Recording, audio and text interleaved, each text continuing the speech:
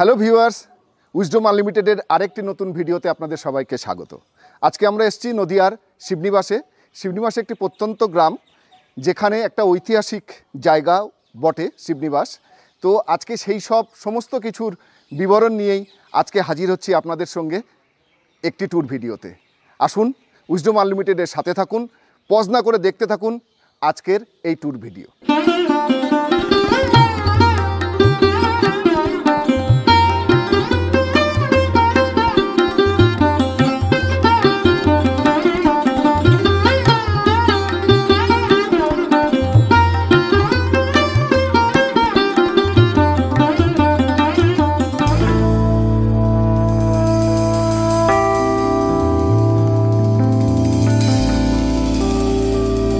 ইতিহাসে পাতিহাস, ভূগোলেতে গোল, অঙ্কেতে মাথা নেই, হয়েছি পাগল।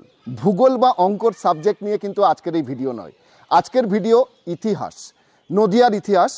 নদিয়ার শিবনিবাসে আমরা বর্তমানে আছি। শিবনিবাস, শিব নিবাস, শিবের নিজস্ব বাসস্থান। শিব হচ্ছে হিন্দুদের একটা আরাধ্য দেবতা। আজকে সেই শিবনিবাসের স্থাপত্য এবং ভাস্কর্য নিয়েই আজকে আমরা আপনাদের সামনে উপস্থিত হয়েছি। মনে করা হয় 1762 সালে রাজা কৃষ্ণচন্দ্র, যিনি নদিয়ার রাজা ছিলেন, তিনি কোনো সময় এই শিবনিবাসেই তার রাজ্যপাট তিনি স্থানান্তরিত করেছিলেন। বলা যায় এটা রাজধানীও ছিল। সেই সময় এই মন্দির দুটি তিনি স্থাপন করেছিলেন। তো আজকের এই শিবনিবাস মন্দির তারই উত্তরাধিকারী হিসাবে আজও বর্তমান এবং দাঁড়িয়ে আছে। তার বর্তমান এবং অতীতের যে রূপ, তার অনেকটাই বিলুপ্তি ঘটেছে, তবুও বর্তমান রূপ নিয়েই আপনাদের সামনে আজকে শিবনিবাসের উপস্থাপন। এই মন্দির দুটো অতীতের ঐতিহ্য বহন না করলেও বর্তমান যে পরিস্থিতির মধ্যে আছে, সেখানেও কিন্তু ভক্ত এবং ভগবানের কিন্তু কোনো পার্থক্য ঘটেনি। আজও প্রতি সোমবার এখানে প্রচণ্ড পরিমাণে ভক্তের সমাগম হয় এবং ভক্ত এবং ভগবানের যে মেলবন্ধন, তার কোনো ঘাটতিই কিন্তু ঘটেনি। শিবনিবাস মন্দিরের একাধিক শিবলিঙ্গ ধর্মীয় তাৎপর্য বহন করে। এগুলো সনাতন ধর্মের একটি ঐশ্বরিক শক্তিও হিসাবে কিন্তু ধরে নেওয়া হয়। বন্ধুরা, বর্তমান যে মন্দিরটা আমরা দেখছি, এই মন্দিরটা রাজা কৃষ্ণচন্দ্রীয় স্থাপত্যের একটি নিদর্শন। কারণ রাজা কৃষ্ণচন্দ্রই এই আদলে মন্দিরটা তৈরি করেছিলেন। তৎকালীন যে মন্দিরের যে শিল্প, যে স্থাপত্য আমরা বিগত দিনে দেখেছি, তার থেকে সম্পূর্ণভাবে আলাদাভাবেই রাজা কৃষ্ণচন্দ্র এই মন্দিরটা স্থাপন করেছিলেন। তার জন্য এটাকে রাজা কৃষ্ণচন্দ্রীয় স্থাপত্যের একটি নিদর্শন হিসাবে আজও কিন্তু বেঁচে আছে এই শিবনিবাস। রাজা কৃষ্ণচন্দ্রীয় স্থাপত্যের যে নিদর্শন আমরা শিবনিবাসে পাই, বর্তমানে সেখানে 3টি মন্দির আমরা দেখতে পাই। প্রথম যে মন্দিরটা দেখতে পাই সেটা রামসীতার মন্দির। তারপরে দুটো মন্দির আছে, দুটোই শিব মন্দির।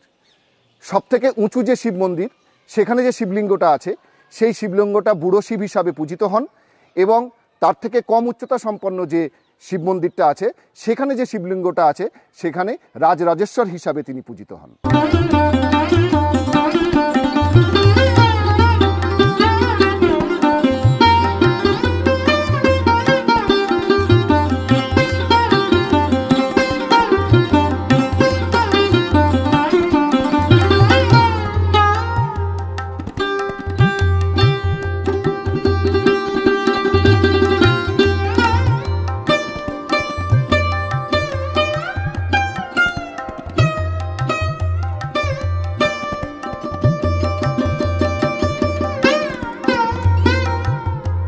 শিবনিবাস মন্দিরের যে শিব মন্দিরগুলো আমরা দেখতে পাচ্ছি, সেখানে দেখছি যে 8টি থাম আছে। এই 8টি থাম দিয়েই কিন্তু এই শিব মন্দির তৈরি। উত্তর দিক ছাড়া বাকি সব দিক দিয়েই কিন্তু এই শিব মন্দিরে আমরা প্রবেশ করতে পারি। শুধুমাত্র উত্তর দিক দিয়ে আমরা মন্দিরের কোনো প্রবেশদ্বার নেই। আর এই 8টি থাম বিশিষ্ট মন্দিরটাই হচ্ছে কৃষ্ণচন্দ্রীয় ঘরানার একটা নিদর্শন হিসাবেও কিন্তু বা প্রমাণস্বরূপ ধরে নেওয়া হয়। বন্ধুরা, আজকের দিনে রামের নাম করলেই কিন্তু প্রথম মনে পড়ে অযোধ্যার কথা।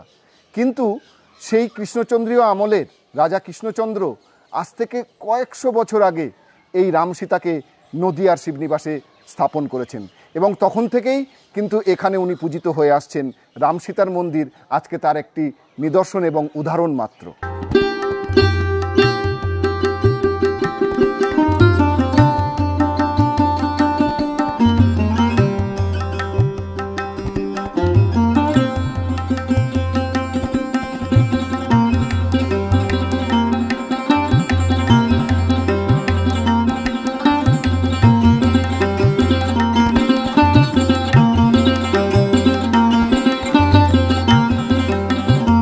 বন্ধুরা, শিবনিবাসের ভিডিওটা আজকে এই পর্যন্তই।